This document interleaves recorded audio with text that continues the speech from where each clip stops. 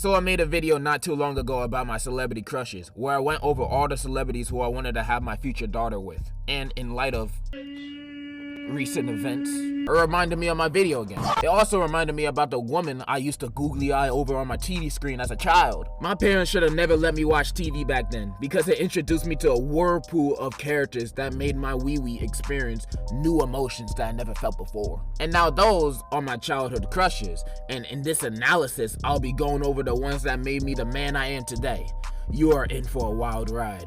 Alright, so we're gonna start a little team, we're gonna try to work our way up to the real good ones. Alright, so first up we got Lady from the 2000 Thomas the Tank Engine movie. Now, I've been an active watcher of Thomas since I was in preschool, and in the series there's a lot of baddies. We got Emily, Caroline, Percy, I think that's a girl, and Harold.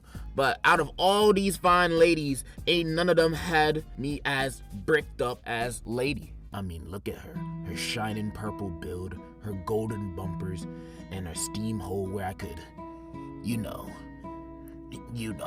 And I'm not weird for having a crush on her. I was a child. It's not my fault they started to make trains so gorgeous. I was actually going to be a conductor because of this fantasy of mine, being with a lady and all. But then my dream was crushed when I actually found out that trains don't have mouths. So now that just defeats the purpose of everything. Moving on, next up we got Marceline, the vampire queen. Ever since I was a youngling, Marceline gave me the sweats, leaving me drenched. So it's quite obvious why she's on my lineup. I honestly think she's the one that's responsible for my taste in women. She's emo. She's a vampire. Yeah, she makes me want to have some daddy issues too. And if she ain't your favorite in Adventure Time, and who else is there? Bubblegum? Glizzy Princess? No, everyone else, that's the wrong choice. Marceline is the only right in this world we live on. Moving on, we got Velma from every single Scooby-Doo.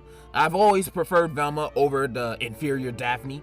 Velma has everything over her. She's got the fit, she's got the face, and she has freckles. Like the Mystery Gang could be using Velma as a trap, cause all those Party City villains will get distracted by her natural beauty when seeing her. I wish she was doing that, but instead she's always talking about math and solving the mystery. Like, bruh, can you shut up and start twerking, please?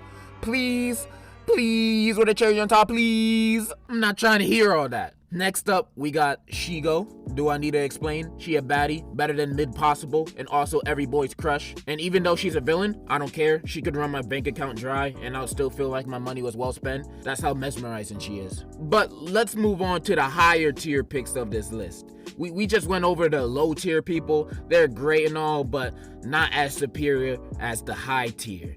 And from now on, every single pick will be even better than the last. Alright, next up we got Michelle Obama and iCarly. As a child, I always looked up to Michelle Obama. Even now I still do. I'm not the tallest person. But as a kid seeing her in iCarly, I thought I found the one. I love a woman that's built like a grown-ass man. She don't deserve Obama, whatever his last name is. She deserves me. She should be flocking over towards me because I'm the better pick. Next up is Zac Efron. Now you're probably thinking, bro, isn't this pretty gay? And yes, it is gay. I switch my teams like how Ariana Grande switches her race. I do what I want. I remember watching High School Musical as a kid, and every time Zac was on screen, I was singing like Bruno Mars whenever he started to sing. Like, look at him. He's the man we all aspire to be. And if we can't be him, then we might as well fuck him. Next up, we got the furries. I never wanted to have my way with an animal more than right now. Next up, we got Dora. Now, hold on for a second. Before you start making any accusations, remember the title of the vid. And I'm talking about the grown-up version of her in Dora and Friends Into the City. Not the big chrome dome kid one. Now, her in this show, she's a beauty. And I'm not weird for saying that, because she's grown up in this one. And to prove my point, let's confirm her age in the series.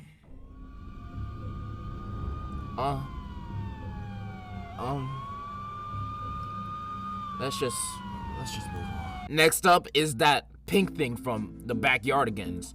Now, I don't know what she is or what species she comes from. Apparently she's a made-up creature, but they gave her nice pink skin, and I like pink skin. How old is she again? Before I get to my last pick, let me just say some honorable mentions. Shrek's wife, the ogre version of her, she's nice and thick. That pink thing from the pink cat from Garfield, she's nice.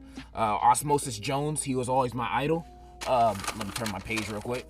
The grandma from Looney Tunes, Gazpacho, Lego Princess Leia, Naruto's sexy jutsu, those pillow pets. I always wanted a pillow pet. And Johnny Depp. That's it. And now we're in the last and certainly not least, the best childhood crush of this video and of all time. We have Mrs. Kipling, formerly known as Mr. Kipling. The second I found out it was actually a girl, I instantly fell in love. Her long tail, her scaly scales, those itty bitty eyes. I would do anything to be with Mrs. Kipling. I would just